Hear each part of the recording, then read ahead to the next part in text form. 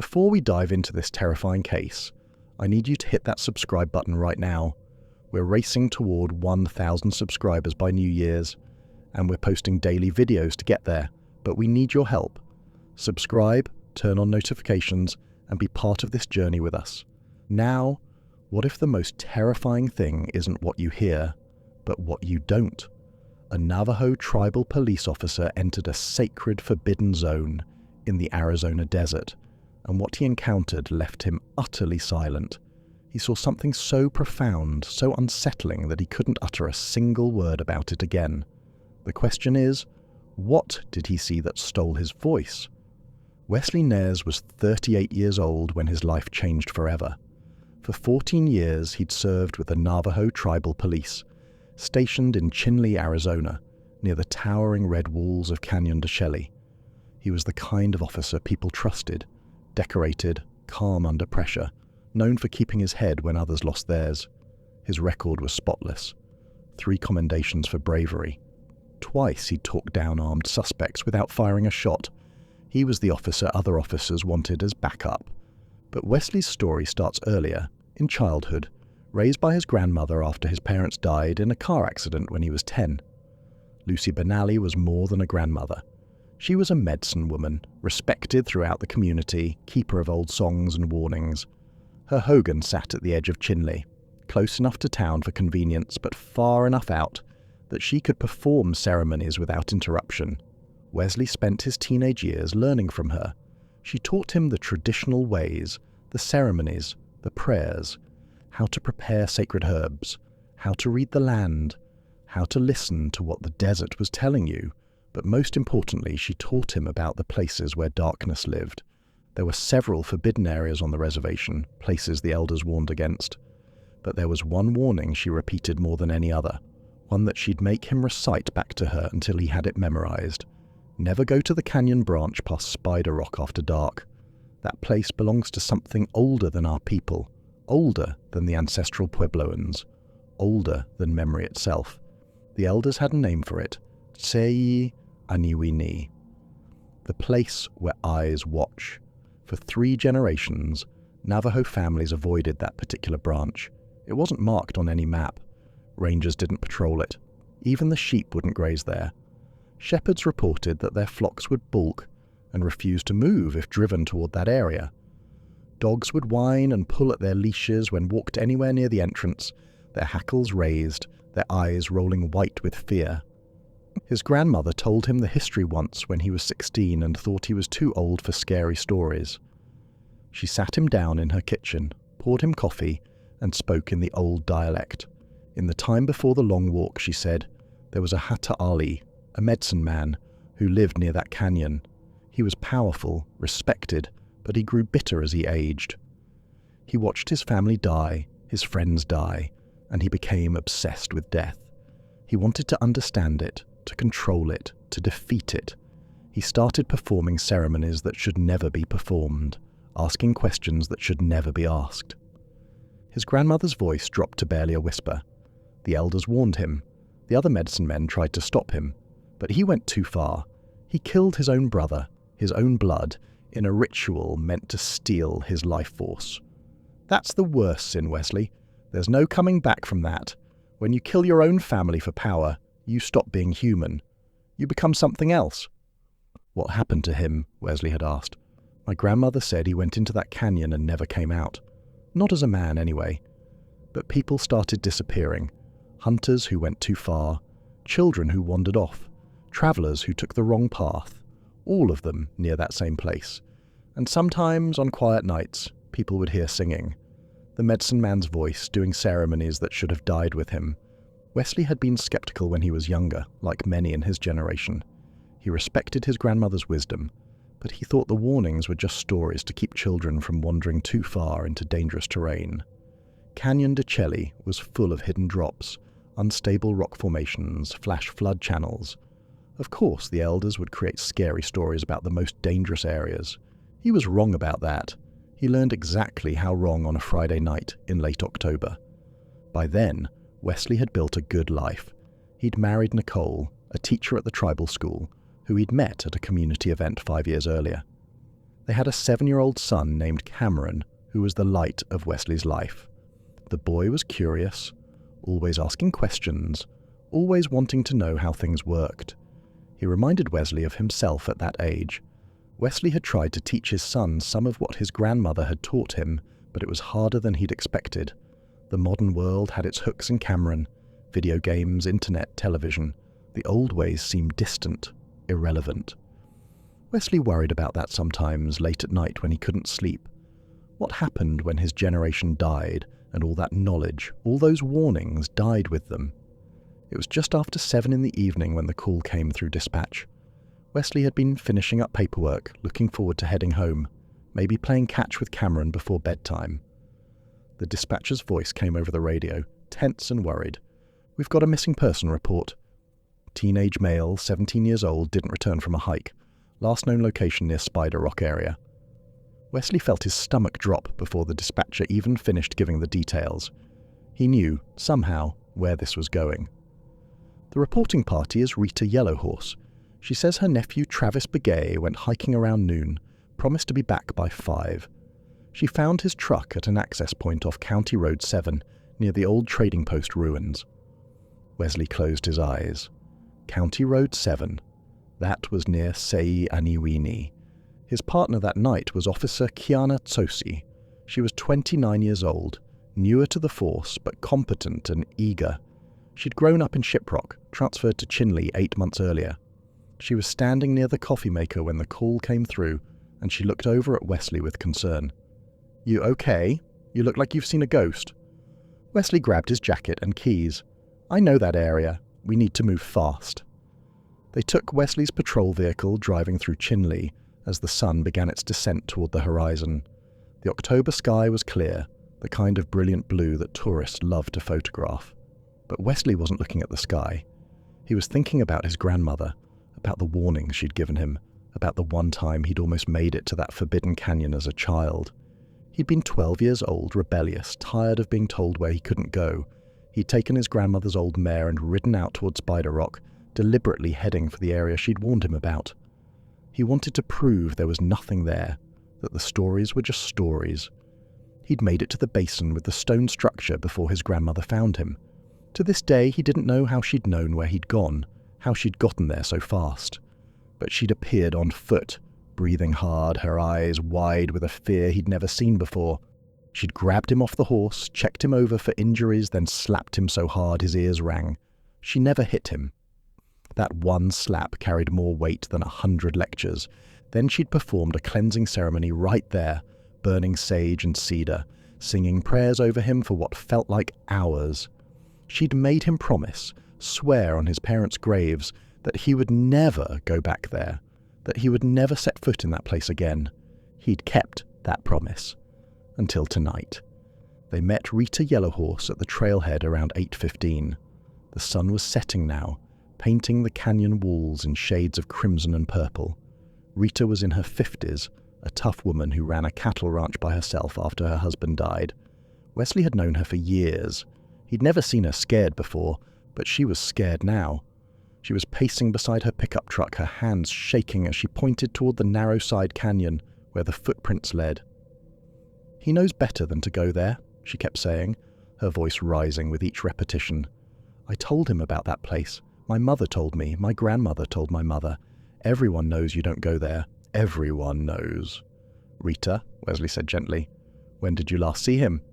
"This morning, around 11:30. He wanted to go hiking, take photos for some school project. I told him fine, but stay on the main trails, stay where the rangers patrol. He said he would. He promised me, Wesley. And his truck? I found it an hour ago when he didn't come home. Parked right there." Rita pointed to a dusty blue pickup about 50 yards away, off the dirt road in a small clearing. The driver's door was unlocked. His water bottle was still in the cup holder. His phone charger was plugged in. But Travis was gone. Wesley and Kiana walked over to examine the truck. Everything Rita said was accurate. The vehicle looked like someone had just stepped away for a few minutes, planning to come right back.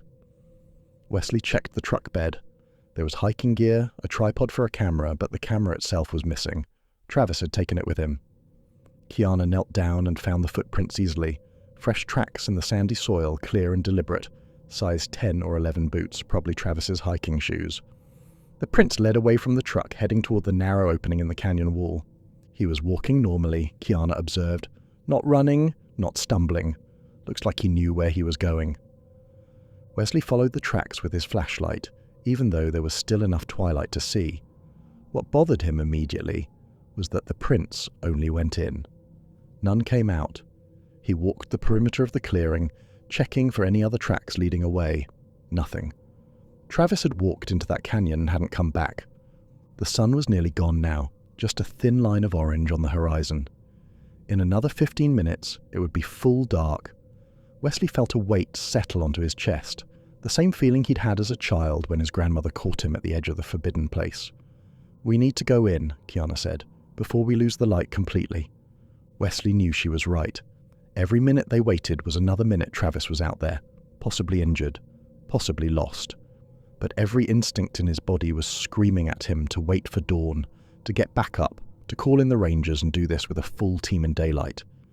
He looked at Rita, who was watching them with desperate hope in her eyes.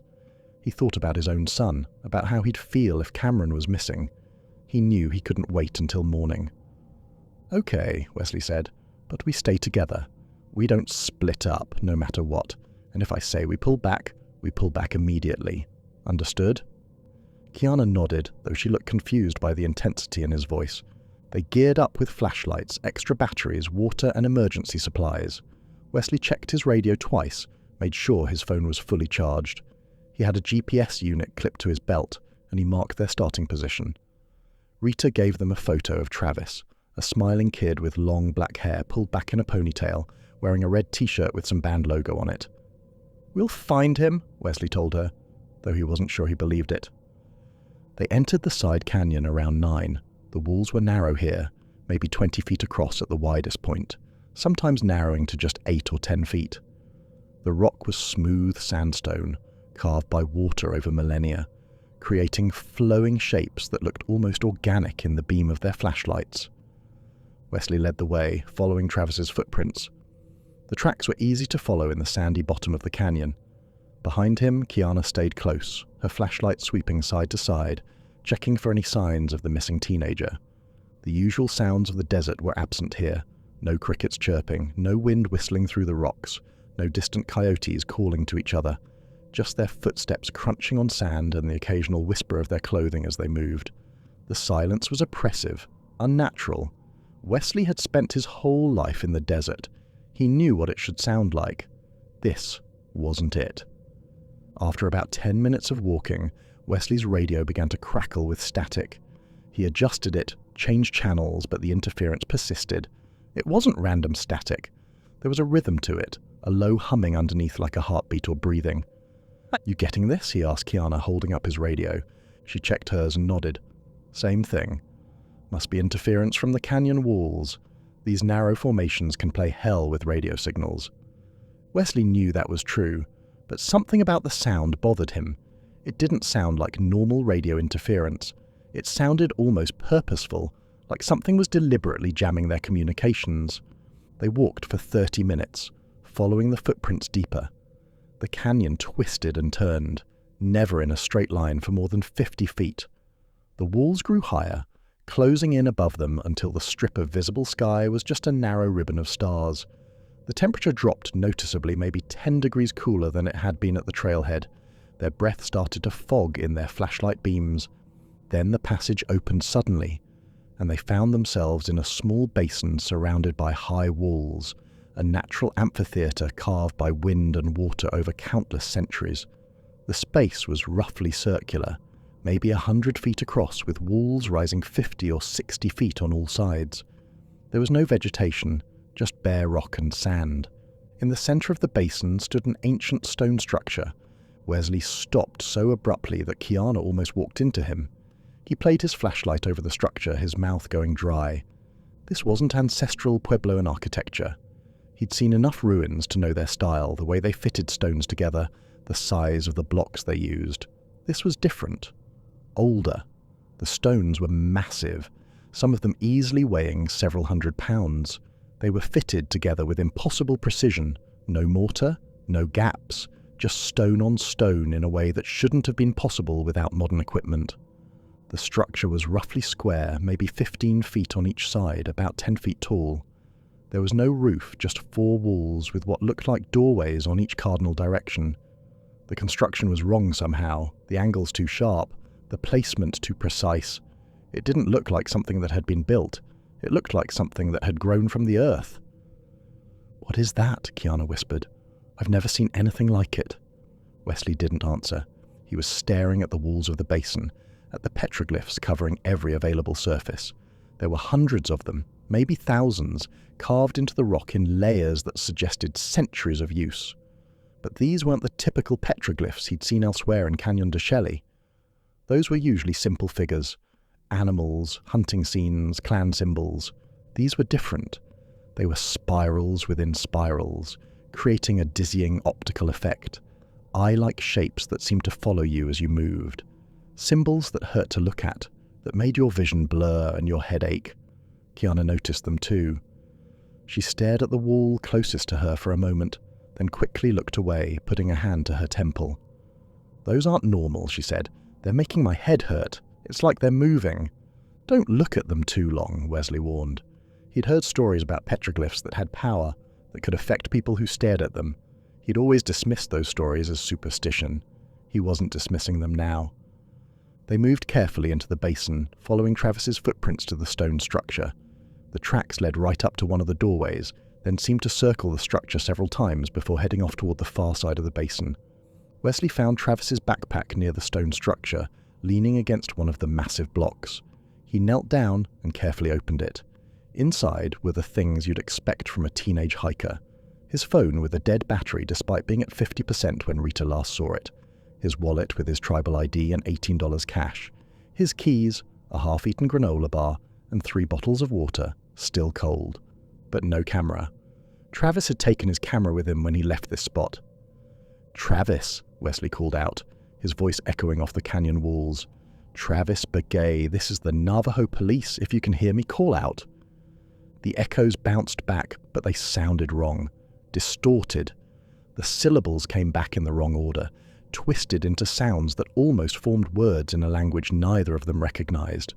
Wesley felt the hairs on the back of his neck stand up. Kiana was examining the ground near the structure. "Wesley, you need to see this." He walked over to where she was crouching. Her flashlight illuminated more tracks, but these weren't human.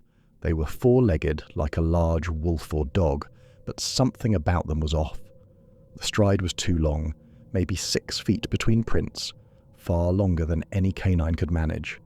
The claw marks were too pronounced, too deliberate, pressed deep into the sandy soil, as if whatever made them weighed far more than it should. "Mountain lion?" Kiana suggested, though her voice betrayed her doubt. Wesley shook his head. Wrong pattern, wrong size. And look at this. He traced the tracks with his flashlight beam. They circled the stone structure exactly 7 times, creating a perfect spiral inward. Then they led directly to the far wall of the basin, to what looked like a crack in the rock face, a vertical fissure so narrow it appeared to be nothing more than a shadow. "Do you see that?" Wesley asked, pointing. Kiana squinted. "The crack? Yeah, barely. You don't think he went in there, do you? It looks too narrow." But as they approached, the crack revealed itself to be wider than it appeared from a distance, an optical illusion created by the angle of the rock. It was maybe 2 feet wide at the base, tapering to almost nothing at the top about 15 feet up, just wide enough to squeeze through if you turned sideways. As they got closer, a smell hit them. Rot and decay, like something had died and been left in the sun for weeks. It was so strong that both of them involuntarily stepped back, covering their noses. "Oh God," Kiana gasped. "What is that?" Wesley forced himself to approach the crack again, breathing through his mouth. The smell was coming from inside, from whatever lay beyond that narrow opening. His flashlight beam penetrated maybe 10 feet before being swallowed by darkness. His every instinct told him to turn back, to leave this place, to call for backup, and return at dawn with a full search team.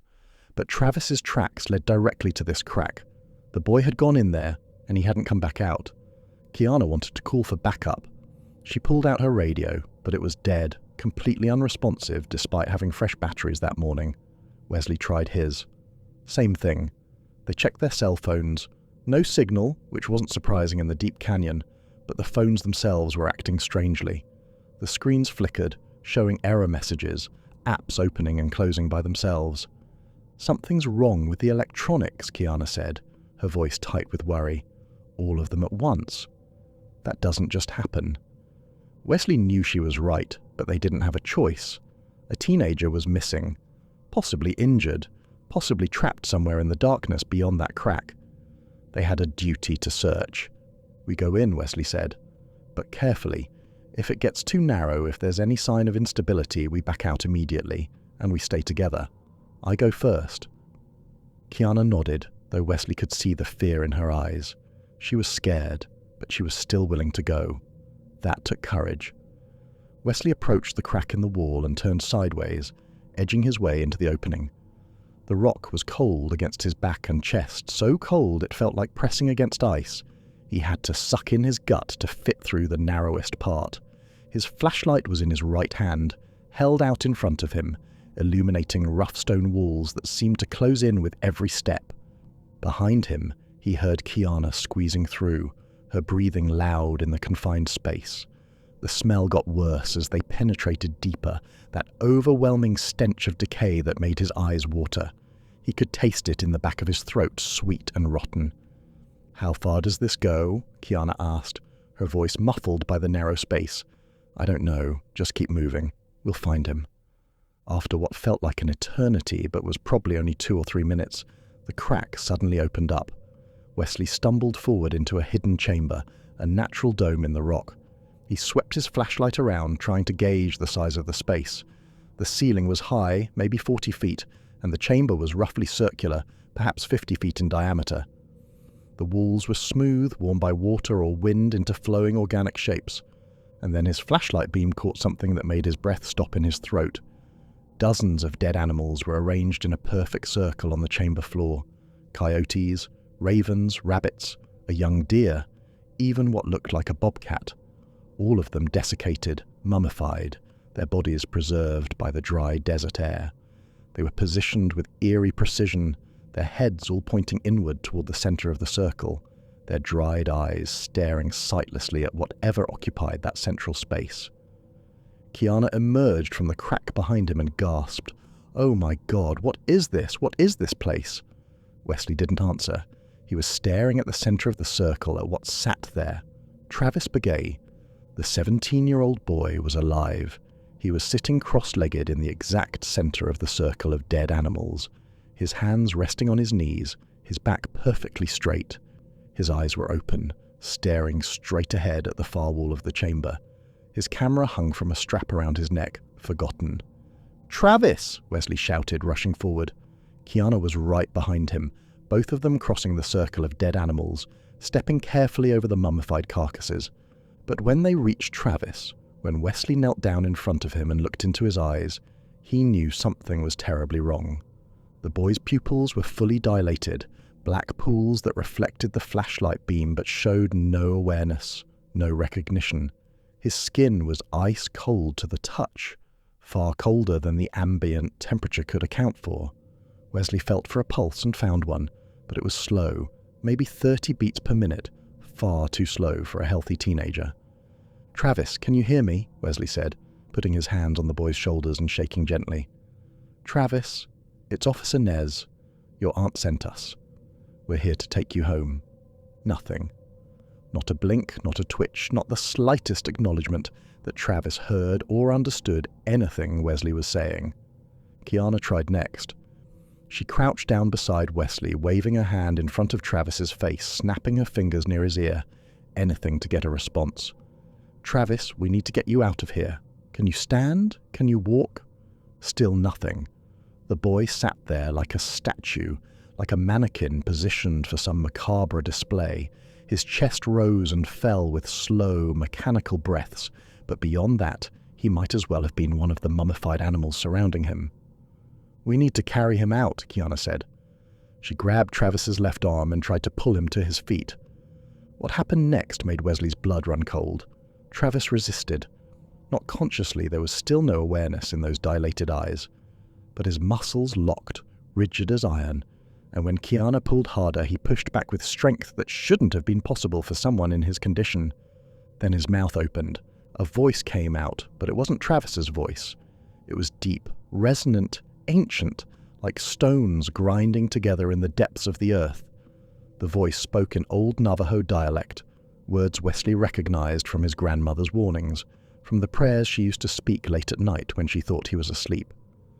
The voice said he looked. Now he belongs to me. You should not have come here. You should not have seen. Wesley spun around, his flashlight cutting wildly through the darkness. At first he saw nothing but the rough stone walls of the chamber, the circle of dead animals, the narrow crack they'd entered through. Then his eyes began to adjust, began to see past what should be possible, began to perceive something that existed in a space between the physical and the spiritual. Something was there, in the far corner of the chamber, not on the wall but emerging from it, existing in a way that made Wesley's mind rebel and scream in protest. It was there and not there, present in multiple places at once, occupying space that was already occupied by solid rock. The air around it seemed to shimmer and distort, like heat waves rising from summer pavement. Kiana saw it too. She made a sound halfway between a gasp and a sob, and started backing away, her flashlight shaking so badly the beam was nearly useless. Wesley couldn't look away. He wanted to. God, he wanted to. Every instinct in his body was screaming at him to turn, to run, to close his eyes and pray this was a nightmare he'd wake up from. But his muscles wouldn't obey. His eyes were locked on the thing that should not exist, and his body refused to move. It had the shape of a man, but wrong in every conceivable way. Too tall, maybe 8 feet, maybe more. It was hard to judge because the proportions kept shifting, like looking at something underwater where the refraction made it impossible to determine true size or distance. Impossibly thin, like something that had been stretched on a rack until all the human proportions were distorted beyond recognition. The joints bent in directions that human joints couldn't bend. The elbows hyperextended backward. The knees seemed to have extra articulations, allowing the legs to fold in ways that defied anatomy. The fingers were too long, maybe 18 inches each, with too many knuckles curling and uncurling in a hypnotic rhythm. It was covered in what looked like coyote fur, thick and mangy, patched with bare spots that revealed the skin underneath. But the fur was growing from skin that looked human, pale and stretched tight over visible bone structure. The skin was wrong too, covered in what looked like scar tissue, as if the thing had been flayed and reassembled multiple times over the years. But the face! God, the face was the worst part. It had features, eyes and nose and mouth, all the components that should make up a human face. But they were arranged wrong, shifting positions as if the thing couldn't decide what configuration to use, or as if it had forgotten what human faces were supposed to look like and was approximating from distant memory. One moment the eyes were on the sides of its head like an animal's, giving it that predator's panoramic field of vision. The next moment they were front-facing, human-positioned, but too large, too knowing, with pupils that spiraled inward like the petroglyphs outside. The colour kept changing too, from yellow to green to red to black, never settling on one shade for more than a few seconds. The nose was sometimes human, sometimes canine, sometimes just a pair of slits like a snake's. The mouth was the worst. It kept opening and closing, the jaw unhinging like a snake's, revealing rows of teeth that looked like they'd been filed to points. The teeth were human teeth, molars and incisors and canines, but sharpened, yellowed with age, cracked and broken. Some of them looked like they didn't belong in that mouth, like they'd been taken from other people and installed there in violation of every natural law. Wesley heard his grandmother's voice in his head, as clear as if she were standing beside him, her hand on his shoulder. Ye Nald Lushi, the skinwalker, the one who walks on all fours, the one who wears the skins of beasts. Don't look into its eyes, Wesley. Whatever you do, don't look into its eyes. If you look, it can see into you. It can reach inside and take what it wants. But it was too late. He was already looking, and the thing was looking back. When their eyes met, Wesley felt something rush into his mind like ice water flooding his skull. The sensation was physical, painful, like his brain was being squeezed in a vice. Memories that weren't his flooded through his consciousness, vivid and terrible, playing out behind his eyes with crystal clarity. He saw ancient medicine men performing forbidden rituals in this very chamber. He saw them painting symbols on the walls, the same spiraling eyes that covered the basin outside. He saw them bringing animals here, sacrificing them in that circle, trying to bargain with powers they didn't understand. And he saw one man in particular, a Hatali who had grown bitter with age, angry at death, desperate for power. Wesley saw him clearly, as if standing right next to him. The man was maybe 60 years old, his face lined with years of sun and wind, his long hair more grey than black. He wore traditional clothing, the style from before the Long Walk, before the Americans came. Wesley watched as this medicine man performed the darkest ceremony, the one that was spoken of only in whispers, the one that every Hatali was warned never to attempt. He saw the man kill his own brother with a stone knife, holding him down as the life drained from his eyes, collecting the blood in a clay bowl. He saw him drink that blood, chanting words in a language older than Navajo, older than any language that should be remembered by human tongues. And he saw the transformation, watched as the man's skin began to peel away like old parchment, revealing something underneath that was no longer human. Watched as he put on the skin of a coyote like pulling on a coat, and the skin merged with his flesh, became part of him, transformed him into something that was neither man nor beast, but some terrible fusion of both. He saw centuries of hunting, the skinwalker moving through the desert night, finding victims, families taken in the night, pulled from their hogans while they slept. Travelers who never made it home, found weeks later if they were found at all, drained of something essential, their bodies intact but their souls gone. Children who wandered too far from the firelight, lured away by voices that sounded like their mothers calling them home. All of them consumed, their life essence absorbed, their souls collected and stored in this chamber, trapped in those dead animals, forced to watch as the skinwalker continued its eternal hunt. The creature was showing him its true nature, forcing him to understand exactly what it was. It had been here for over 400 years. It was a man once, a medicine man named Hastin Diuhiu, a name that meant Mr. Coyote. He'd broken every sacred law, committed the unforgivable sin of killing his own family for power, and in return, he'd been granted immortality, but at a cost. He could never die, but he could never truly live either. He existed in the spaces between the physical and spiritual worlds, trapped forever in this chamber, able to leave only by wearing the skins of animals, forced to feed on the life force of others to maintain his existence. And it was hungry, always hungry. No matter how many souls it consumed, the hunger never ended, never faded, never allowed it a moment's peace. It showed Wesley every person it had killed, not just the recent ones, but all of them, going back centuries, dozens, hundreds, a catalogue of horror stretching back through time, each death playing out in perfect detail behind Wesley's eyes, the fear in their faces as they realized what was happening, the pain as their souls were torn free, the moment when the light went out and there was nothing left but empty meat. He saw Spanish soldiers taken during their expedition into the canyon. He saw Navajo warriors who'd come hunting for the skinwalker, trying to destroy it, only to become its victims. He saw American surveyors in the 1800s. He saw tourists in modern times who'd ignored the warnings and wandered too far. And then it showed him Travis Begaye. Showed him what had happened 2 hours ago, when the curious teenager had squeezed through that crack and entered this chamber. The boy had seen the circle of dead animals and started taking photos, thinking he'd found some incredible archaeological site. He'd been so focused on his camera that he didn't notice the thing emerging from the wall behind him until it was too late. Travis had turned, had looked directly at it just as Wesley was looking now, And in that moment of eye contact, the skinwalker had reached out, not with hands, but with something far worse, with its will, its hunger, its ancient power.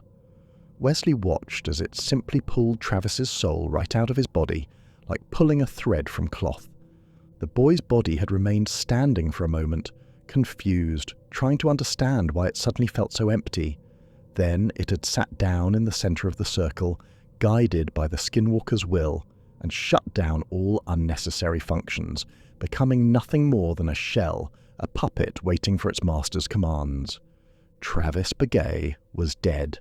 He was sitting right there, his heart still beating, his lungs still breathing, but the essential thing that made him Travis, the consciousness, the personality, the soul, that was gone, trapped in one of those dead animals, forced to watch through dead eyes as his body sat motionless in the darkness. And now the skinwalker was showing Wesley his own future, showing him what would happen if he didn't break eye contact right now. He saw himself sitting in that circle, his soul ripped away, his body reduced to an empty vessel. He saw Kiana meeting the same fate. He saw their bodies sitting there for days, weeks, until eventually someone found them, but by then it would be far too late. Wesley tried to scream, tried to look away, tried to do anything, but his throat had constricted, as if invisible hands were wrapped around it, choking off any sound. His muscles were locked, refusing to obey his desperate commands. He could feel the skinwalker's presence in his mind now, rummaging through his memories like someone going through a filing cabinet, examining his life, his loves, his fears. It lingered on memories of his grandmother, and Wesley felt a flash of recognition from the creature. It knew her. Not personally, she was too young for that, but it knew her line, her family. They were medicine people, the ones who kept the old knowledge, who warned against places like this. The skinwalker hated them for that, hated how they tried to protect people from its hunger. Then it moved to memories of Cameron, Wesley's 7-year-old son, and Wesley felt a surge of rage so powerful it almost broke the thing's hold on him. "Don't you dare," he thought with every ounce of will he possessed. "Don't you even think about my son." The skinwalker laughed, and the sound was like rocks grinding together, like bones breaking, like the last breath of a dying man. It spoke directly into Wesley's mind, bypassing his ears entirely. "I will never touch your son," it said in that ancient voice, "because you will never tell him about me. You will never warn him. You will never speak of this place. That is my gift to you, Wesley Nez. That is the price of your survival." Silence. And then Wesley felt something break inside his mind, felt something fundamental and essential being taken from him. Not his soul, not his consciousness, but his ability to share what he knew. The skinwalker was building a wall inside him, separating his knowledge of this event from his ability to communicate it. He would remember everything, every terrible detail, but he would never be able to tell anyone, never be able to write it down, never be able to warn others away from this place. It was a curse far worse than death, and the skinwalker knew it. This was how it protected itself, how it ensured that its hunting ground remained secret. Those who saw it and survived were silenced, turned into living witnesses who could never testify, forced to watch helplessly as others made the same mistake they had. Suddenly, Kiana grabbed Wesley's arm and pulled with all her strength. The spell broke just enough for Wesley to stumble backward, his eyes finally breaking contact with the skinwalker's shifting gaze. The moment the connection was severed, strength flooded back into his limbs, and his muscles remembered how to work again. "We have to go," Kiana was screaming. "We have to go right now." But Wesley looked back at Travis, at the boy sitting motionless in that circle of death, and he knew they couldn't just leave him. He lunged forward, grabbing Travis under the arms, trying to lift him. The thing in the corner moved then, gliding forward across the stone floor without walking, its feet not quite touching the ground. It made no sound, left no trace of its passage, but Wesley could feel it coming, could feel its hunger radiating outward like heat from a fire. Travis stood up on his own, but not because Wesley was lifting him. He stood because the skinwalker commanded it. His movements were jerky, mechanical, all wrong. His head tilted to one side at an angle that should have broken his neck. And then he started walking toward the creature with that same boneless gait, his dead eyes staring at nothing. Kiana was already at the crack in the wall, squeezing through, and she was screaming for Wesley to follow. Wesley backed away from Travis, from the approaching skinwalker, his flashlight beam casting wild shadows across the chamber. He wanted to save the boy, wanted to grab him and drag him out, but he knew with terrible certainty that Travis was already gone. What was walking toward that corner wasn't Travis anymore. It was just meat, just a puppet made of flesh and bone. Wesley turned and ran for the crack, diving through the narrow opening, scraping his shoulders on the rough stone. Behind him, he heard howling. Not one voice, but many, a chorus of coyotes and wolves and things that were neither, all of them crying out in hunger and rage and twisted joy. The sound echoed off the chamber walls, amplified and distorted, until it was nearly deafening. He scrambled through the crack, his hands torn and bleeding from the rough stone, his breath coming in ragged gasps.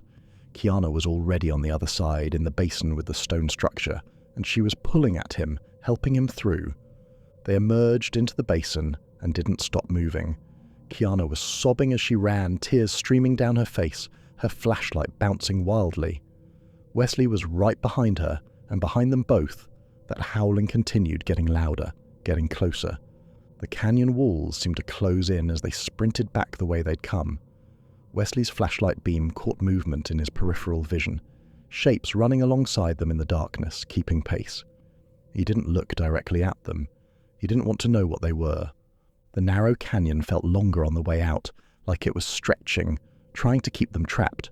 Wesley's lungs burned, his legs ached, but he didn't stop, didn't slow down, didn't look back. They ran for what felt like hours, but was probably only 10 or 15 minutes. And then, suddenly, they burst out of the narrow canyon into the main area, where Rita's truck sat waiting under the stars, where the normal world still existed. Wesley collapsed against the vehicle, his legs finally giving out. He slid down the side of the truck, sitting hard on the ground, his back against the wheel well. His heart was hammering so hard he thought it might burst. His hands were shaking so badly he couldn't hold his flashlight steady. Kiana leaned over, hands on her knees, gasping for air. She tried to speak, but couldn't get enough breath. After a moment, she looked at Wesley with wild eyes. "We need to report this," she finally managed to say. "We need to tell them what's in there. We need to get help for Travis. We need to mount a rescue operation. We need to call everyone, FBI, tribal government, rangers, everyone." Wesley opened his mouth to agree, to tell her yes, they needed to get back up immediately. They needed to go back in there with a full team and find a way to destroy that thing, to free Travis and all the other souls it had collected over the centuries. But no words came out, not a sound, not even a whisper. His mouth moved, his tongue formed the shapes of words. His throat tried to push air past his vocal cords, but nothing happened. It was like trying to speak in a vacuum where sound couldn't exist. He tried again, focusing all his will on producing sound, any sound. He tried to scream, to yell, to even just grunt or make a noise. His throat worked, muscles contracting visibly beneath the skin, but it was like someone had reached inside him and disconnected his voice from his body. The mechanics were all there, all functioning, but the result was nothing but silence.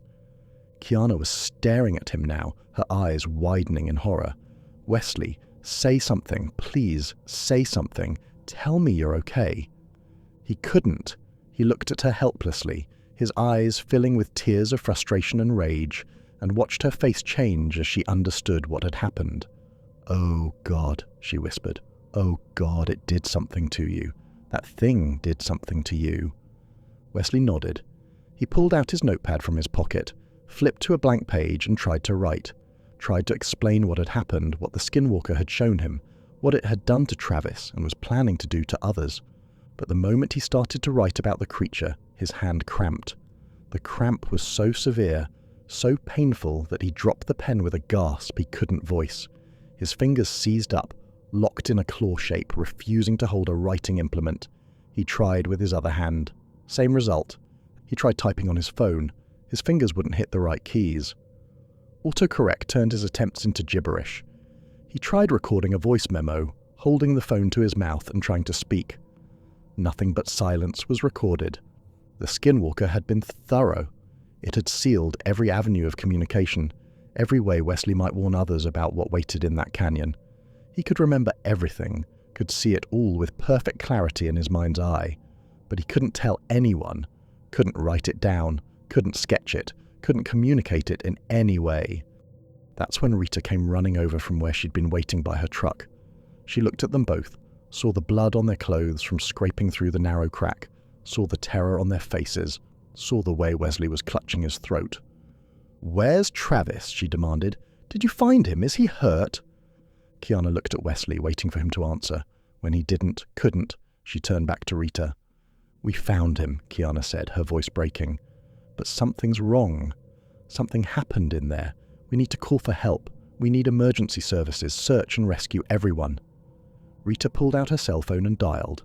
Within minutes, the area was swarming with vehicles, their headlights cutting through the darkness. Ambulances arrived. More police officers, fire and rescue. Someone brought a portable generator and set up floodlights near the canyon entrance. A paramedic checked Wesley over, looked in his throat with a light. Took his vitals.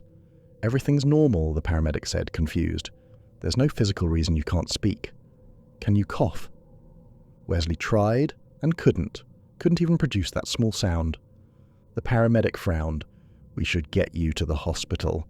This might be some kind of neurological event. A stroke, maybe, or a seizure." Wesley shook his head. He knew it wasn't medical, knew that no hospital, no doctor, no test would find anything wrong with him.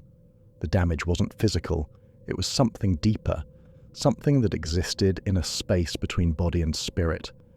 Kiana gave her report to the responding officers, her voice shaking, tears streaming down her face as she described what they'd found. The hidden chamber, the circle of dead animals, Travis sitting in the center, unresponsive, the creature that had come from the wall. Wesley watched the other officers' faces as she spoke. He saw skepticism, saw them exchanging glances, saw them writing things down but not really believing. He could see what they were thinking. Trauma, stress. Two officers lost in the dark, scared, their imaginations running wild. At dawn, a full search team entered the canyon. 15 officers with tracking dogs specially trained for search and rescue. Wesley wanted to go with them, tried to insist through gestures and frantic note-writing, but the incident commander wouldn't allow it. "You're injured, Officer Nez," the commander said, "and you need medical evaluation. We'll handle the search. You and Officer Sosi have done your part." Wesley sat in the back of an ambulance, wrapped in a blanket, watching the search team disappear into the narrow canyon. He wanted to warn them, wanted to tell them what was waiting in there, wanted to explain that Travis was already gone, and they were just putting themselves at risk. But all he could do was sit there in silence.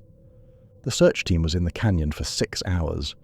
When they came out, their leader approached the incident commander with a confused expression. "We found the basin with the stone structure, just like Officer Sosi described. We found the backpack she mentioned. But when we searched for the crack in the wall, the entrance to the supposed chamber, there was nothing there. Just solid rock. We examined the entire perimeter of the basin.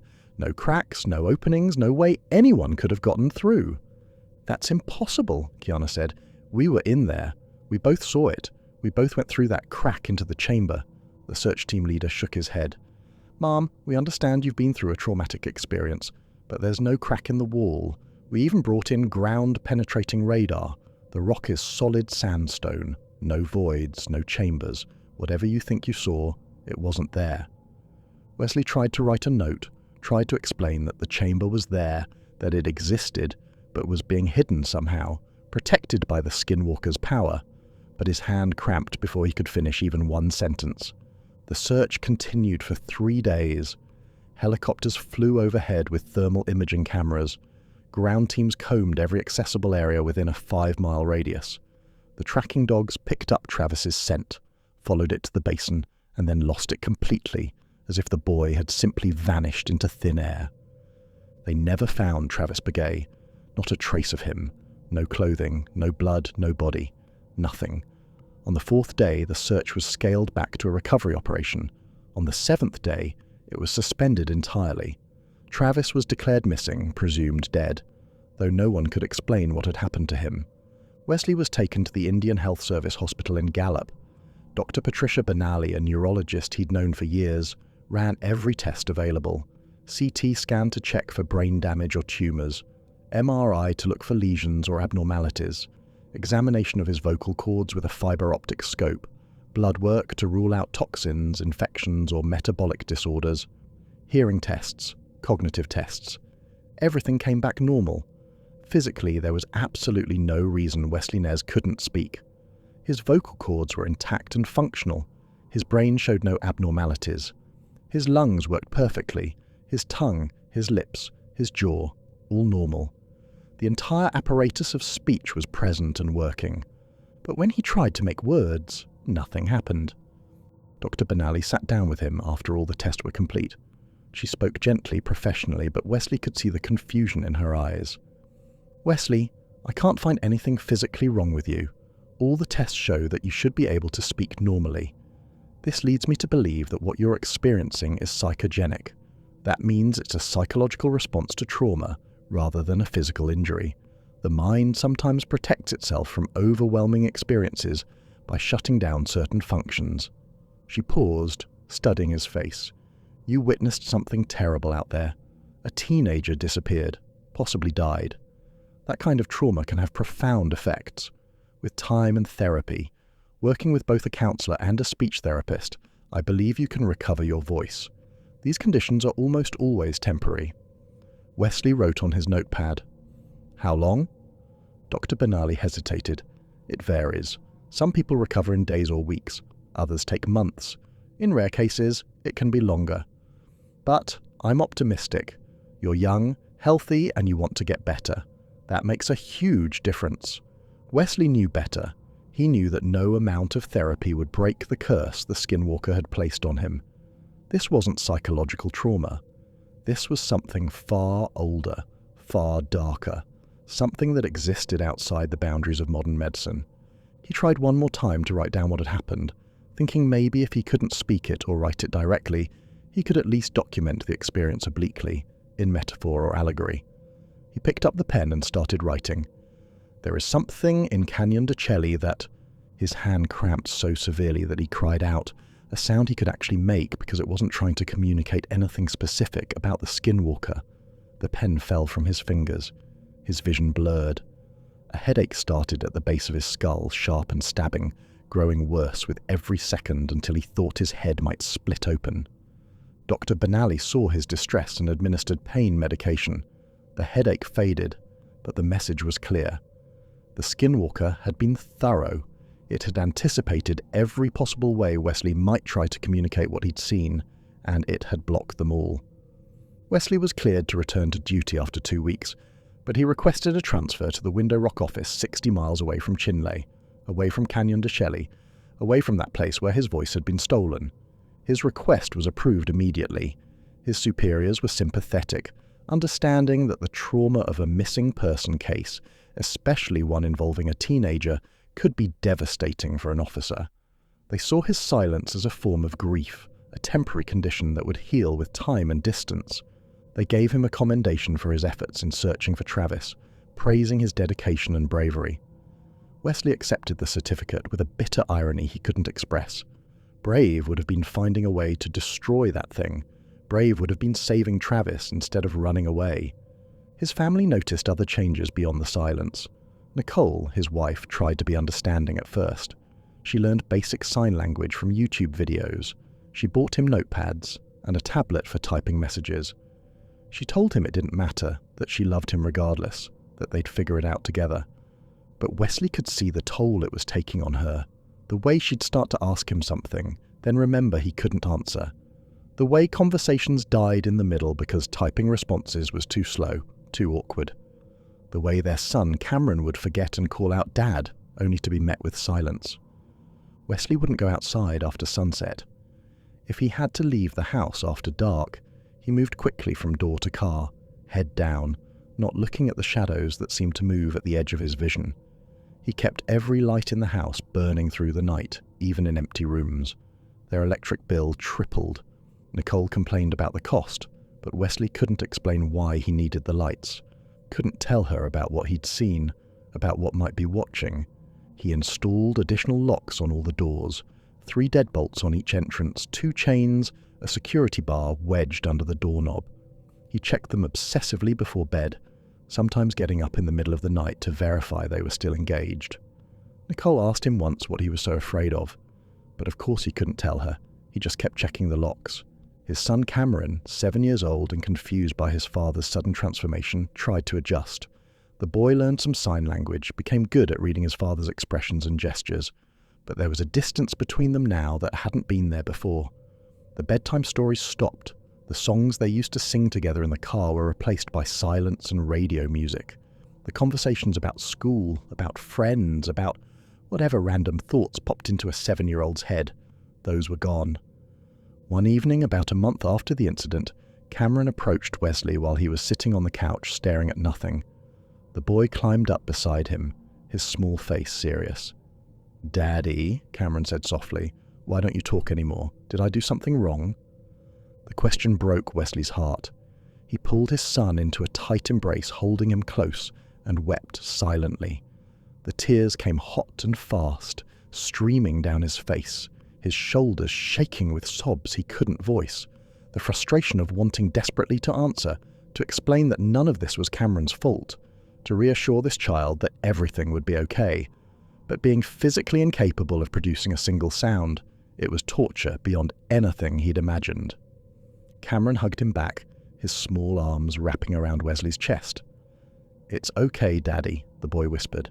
"Mummy says you're sick, but you'll get better." "It's okay." But Wesley knew he wouldn't get better. This wasn't the kind of sick that time could heal. 6 weeks after the incident, Wesley received a call from the Window Rock office. Kiana Tsosi hadn't shown up for work in 5 days. Her roommate was worried and had called the police station. Could Wesley go check on her? Wesley drove to the small house Kiana shared with 2 other young women. Her roommate answered the door, a Navajo girl named Denise who worked at the tribal casino. "She hasn't left her room in days," Denise said, her voice tight with worry. "She won't eat, she barely sleeps, and when she does sleep, she screams. I hear her screaming every night, Officer Nez. Something's really wrong." Wesley went to Kiana's room and knocked. No response. He knocked again, harder. Still nothing. He tried the doorknob and found it unlocked. Kiana's room was dark, the curtains drawn tight against the afternoon sun. The air was stale, heavy with the smell of unwashed clothes and old sweat. It took Wesley's eyes a moment to adjust to the dimness. Kiana was sitting on her bed, her back against the wall, knees drawn up to her chest. She'd lost weight, maybe 20 pounds, her face gaunt and hollow. Her eyes were sunken, ringed with dark circles that made her look like she'd aged a decade in 6 weeks. She was staring at the far wall, not blinking, barely breathing. Wesley approached slowly, sat down in the chair at her desk. He pulled out his notepad and wrote, "Kiana, it's Wesley. I'm here to help."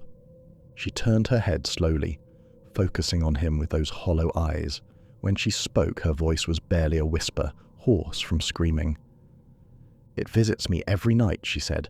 "I wake up and it's standing at the foot of my bed just watching me with those eyes, those horrible shifting eyes. Sometimes it looks like a man wearing a coyote's skin. Sometimes it looks like a coyote standing on 2 legs. Sometimes it's something else, something that hurts to look at. But it's always there, always watching." Wesley wrote, "Have you told anyone? Doctor?" Kiana laughed, a broken sound with no humour in it. "Oh, I told them. They put me on medication. Antipsychotics, anti-anxiety, sleeping pills. Nothing works. The pills just make me too tired to run when I see it. I'm awake, but I can't move, and it comes closer. It stands over me, and I can feel its breath on my face. It smells like rot and decay and old blood." She looked at Wesley with sudden intensity. "You can't speak about it, can you?" "It took your voice. I thought at first it was just the shock, the trauma. But it's been weeks now, and you still can't talk about what we saw. That's not trauma, Wesley. That's a curse." Wesley nodded slowly. Kiana continued, her words coming faster now, tumbling out in a desperate rush. "It's still there, in that canyon, waiting, hunting. And we tried to warn people, but we can't. You can't speak about it. And every time I try to explain what happened, what we saw, people look at me like I'm crazy. The therapist they assigned me thinks I'm having a psychotic break. The medication just makes it worse. She grabbed Wesley's arm, her fingers digging in with surprising strength. It knows we tried to warn people, she said. It knows we tried to tell them what's in there. That's why it won't leave me alone. It's punishing me. And someday it's going to take me, just like it took Travis. I know it is. I can feel it. Wesley wanted to tell her it wasn't true, wanted to reassure her that she'd be safe. But he couldn't make that promise. He'd felt the Skinwalker's intelligence, its ancient cunning. It remembered everything. It held grudges that spanned centuries, and it had marked both of them as threats, people who'd seen its true nature and tried to expose it. He wrote on his notepad, "You need to leave. Go far away. Oregon, Washington, someplace far from here." Kiana read the note and nodded. "I've been thinking about that. My sister lives in Portland. She's been begging me to come stay with her.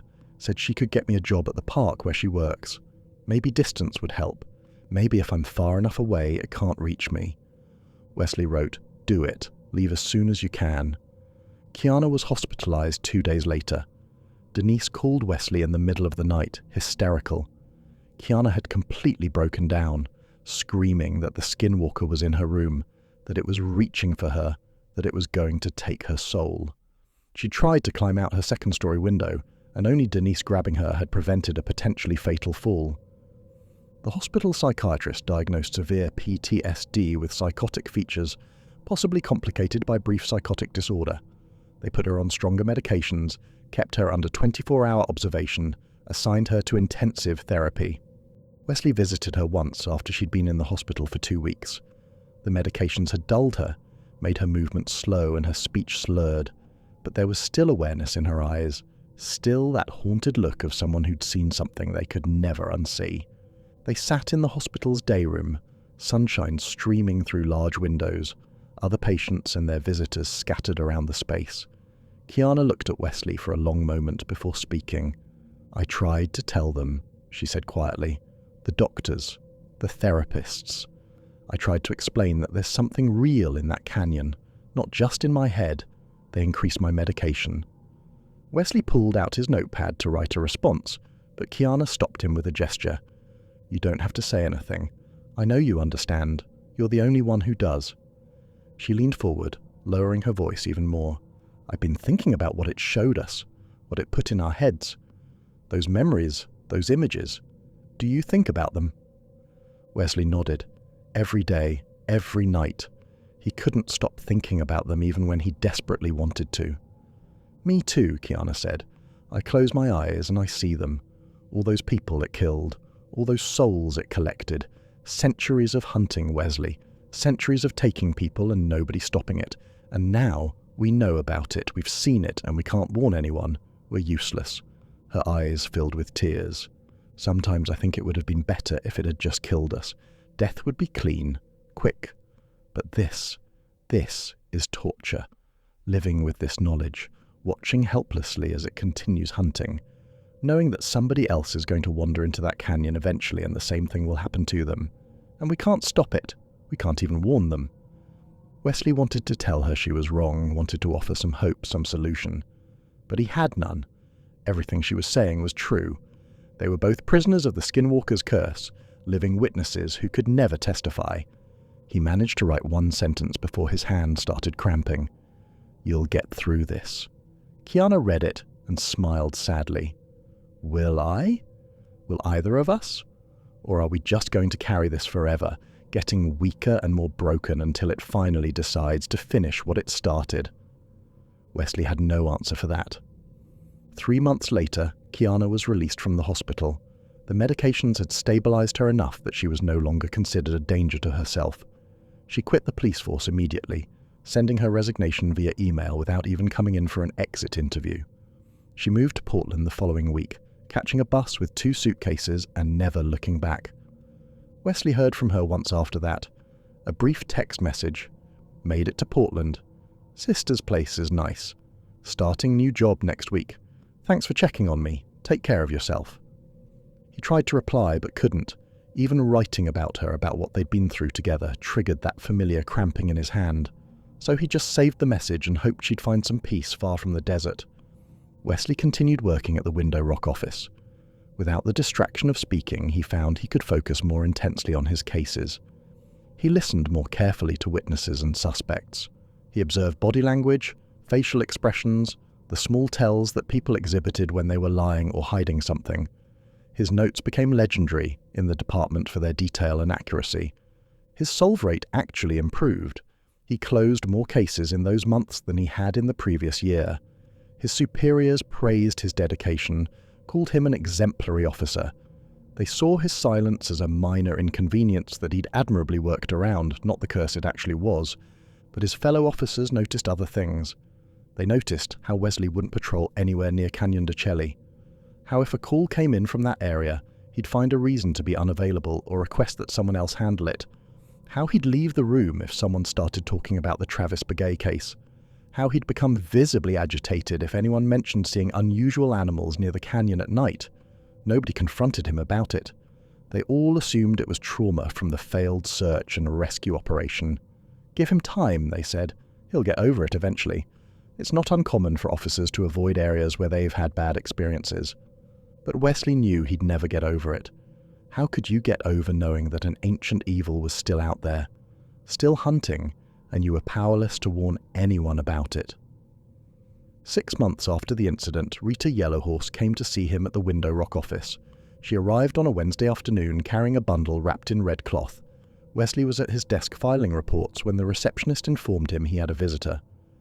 Rita had aged years in those 6 months. Grief had carved deep lines into her face, turned her hair from mostly black to more grey than dark. She moved like someone carrying a heavy weight, shoulders bent, steps slow and careful. She came into Wesley's office and closed the door behind her. For a moment, she just stood there studying his face. Then she spoke in Navajo, in the traditional dialect. My grandmother warned me about that place when I was a girl. She told me a story her grandmother had told her, about a medicine man who went bad, who killed his own brother for power. They say he went into a canyon near Spider Rock and never came out. Not as a man, anyway. Rita sat down in the chair across from Wesley's desk, placed the red bundle on the desktop between them. My grandmother said that place has been taking people for longer than anyone can remember. She said the elders tried to destroy what lives there many times over the years. They sent medicine men, warriors, even tried to seal the entrance with rocks and ceremonies. Nothing worked. The thing inside is too old, too powerful.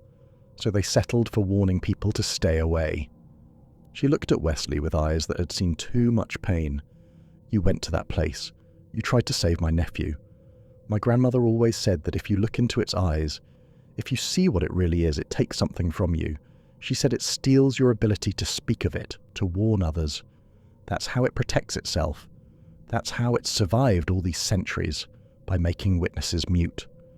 Wesley nodded slowly, his own eyes filling with tears. Rita reached out and touched his hand gently.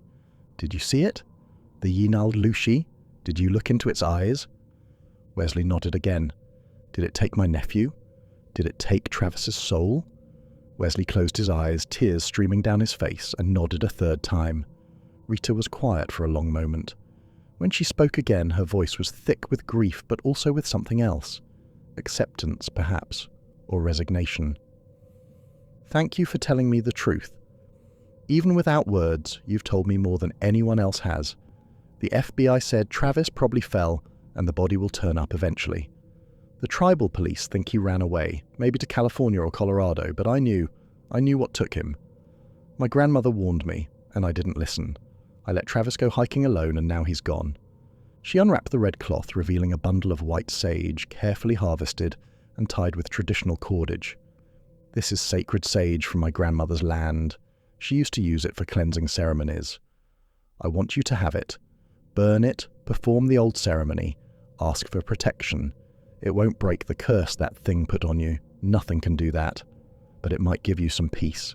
It might help you sleep at night. Rita placed the sage in Wesley's hands. He held the bundle carefully, feeling its weight, breathing in its clean, sharp scent. You did what you could, Rita said. You went into that forbidden place to try to save a child you didn't even know. You looked at something that should never be seen. You survived when many others haven't. That took courage. Don't let anyone tell you otherwise." She stood, preparing to leave. Then she paused at the door and spoke one more time in Navajo. "Some things are beyond us, Wesley Nez. The old evils are still in these lands. They were here before we came, and they'll be here after we're gone. You saw one of them and survived. That's more than most can say, but the price of survival is heavy. You'll carry what you saw for the rest of your life.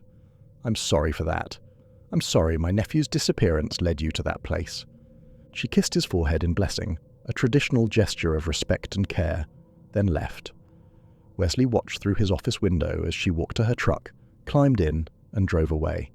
She moved like someone who'd already said goodbye, who'd already mourned and was now just going through the motions of living.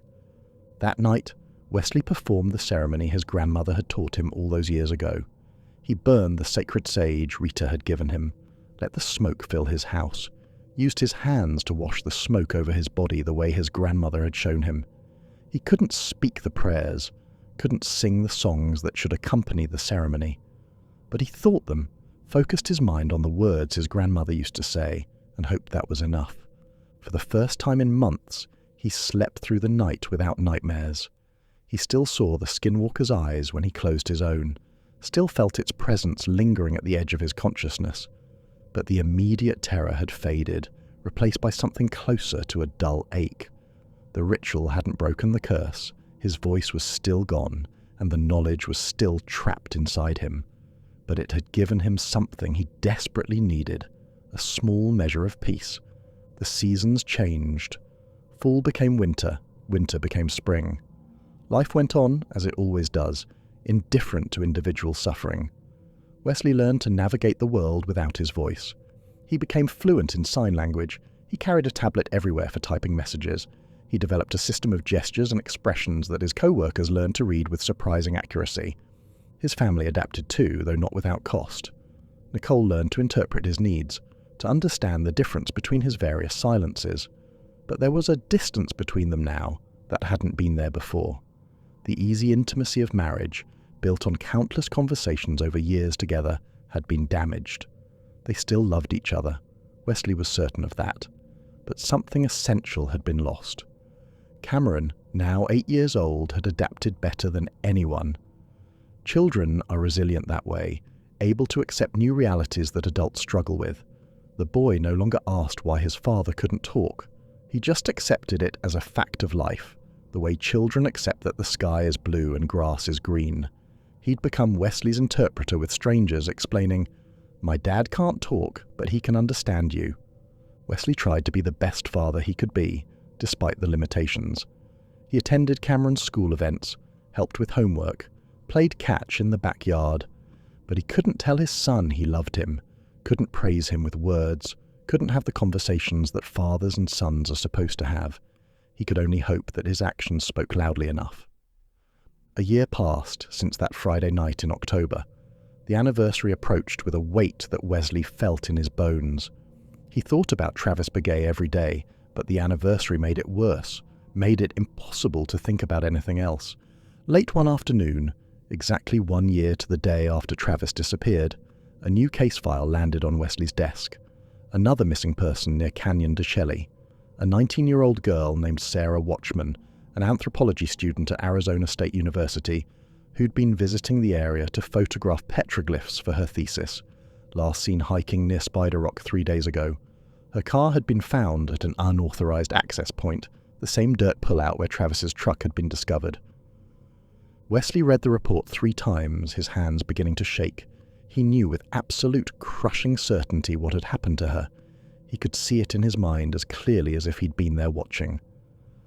Sarah had wandered into the basin, found the stone structure, seen the petroglyphs that hurt to look at, been drawn to that crack in the wall by curiosity or compulsion, entered the hidden chamber, looked into the skinwalker's eyes, and now she was gone, her soul collected, her body an empty shell sitting in that circle of dead animals. Or maybe she was already truly dead. Maybe the skinwalker had consumed her soul entirely. There was no way to know, no way to find out, no way to help. Wesley stood up from his desk so quickly that his chair rolled backward and hit the wall. His co-workers looked over in surprise. Wesley never made abrupt movements, never drew attention to himself. He grabbed his jacket and keys, ignoring the confused questions from the other officers. He walked out of the station, got in his personal vehicle and drove. He didn't consciously decide on a destination. His hands just turned the wheel, following a route they'd driven countless times before. 2 hours later, he was standing at the overlook above Canyon de Chelly, the one with the best view of Spider Rock. That massive sandstone spire rose 750 feet from the canyon floor, catching the late afternoon sun, glowing red and orange against the darkening sky. The sun was setting, painting the canyon in familiar colors, crimson and purple. The same colors it had been painted that night a year ago. Wesley got out of his car and walked to the railing. He looked down into the canyon, into that vast expanse of rock and shadow, and he could feel it, that presence, that ancient hunger, still there after 400 years, still hunting, still collecting souls, and there was nothing he could do to stop it, nothing he could do to warn people away. He couldn't even put up a sign, couldn't write a warning letter, couldn't tell park rangers to close that area. Any attempt to communicate about the skinwalker was met with that familiar resistance, that invisible barrier the creature had placed inside him. He opened his mouth one more time, trying desperately to force out words, to shout a warning into the canyon, to tell the world what was down there, to do something, anything, to prevent what he knew would eventually happen again. For a moment, just a brief flickering moment, he felt words forming in his throat, could almost hear them. But then the pressure returned, that invisible grip, like hands wrapped around his vocal cords, squeezing tight until no sound could escape. His throat closed, his chest tightened, his vision blurred with tears of frustration and rage and helplessness, and he understood, with crushing finality, the real nature of the curse. It wasn't just that he couldn't speak about what he'd seen, it was that he had to live knowing that others would suffer the same fate as Travis and Sarah, that more people would wander into that forbidden place, that the skinwalker would continue its endless hunt, and he would know each time it happened, would feel it in his bones, would carry the guilt of every soul taken because he couldn't warn them away. That was the true torture, not the silence itself, but knowledge without the ability to share it, being forced to watch as others walked unknowingly into danger, unable to cry out, unable to warn them, unable to do anything but witness and remember and suffer. Wesley stood at that overlook until full darkness fell over the canyon. The stars came out, bright and indifferent, the same stars that had watched the skinwalker's hunting ground for countless generations. Somewhere down there in the shadows, in a hidden chamber that appeared and disappeared according to the creature's will, something waited. Something that had once been a man but had traded its humanity for power and immortality. Something that would continue hunting long after Wesley was dead and gone, long after everyone he knew was dust. He got back in his car and drove home through the darkness. The roads were empty, the reservation vast and dark under the night sky. His headlights carved a narrow tunnel through the blackness, and Wesley kept his eyes on the road, not looking at the desert on either side, not wanting to see what might be watching from the shadows. When he got home, Nicole was waiting up, worried. She'd called the station when he left without explanation, learned about the new missing person case, put 2 and 2 together. She didn't say anything when he walked in, just held him while he cried silent tears. She didn't know why the case had affected him so deeply, couldn't understand the connection between this new disappearance and what had happened a year ago, but she held him anyway, offering comfort without comprehension, love without understanding.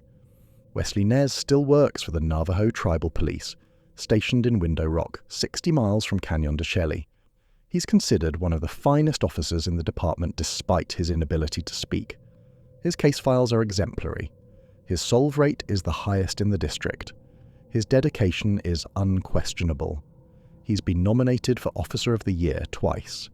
He solves cases, files reports, serves his community with quiet dedication. But he's never written about what he saw in that chamber near Spider Rock. The barrier remains in place, invisible but absolute, unbreakable by any means he's discovered. Kiana Sosi lives in Oregon now, working as a park ranger in the dense forests of the Pacific Northwest.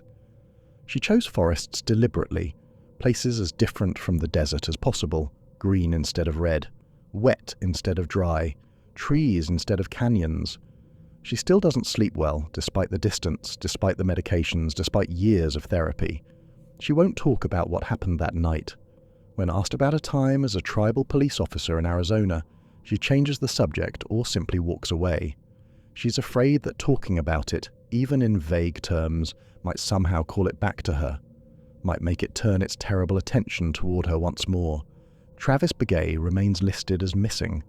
His case file sits in a cabinet in the Chelly office, flagged as cold but never officially closed. Every year on the anniversary of his disappearance, Rita Yellowhorse puts up new flyers around town. His face, forever 17, stares out from telephone poles and community bulletin boards. Missing. Last seen near Canyon de Chelly. If you have any information, please call. She knows though, just like Wesley knows, just like Kiana knows. Travis isn't coming home. Travis isn't anywhere anymore, not in any way that matters.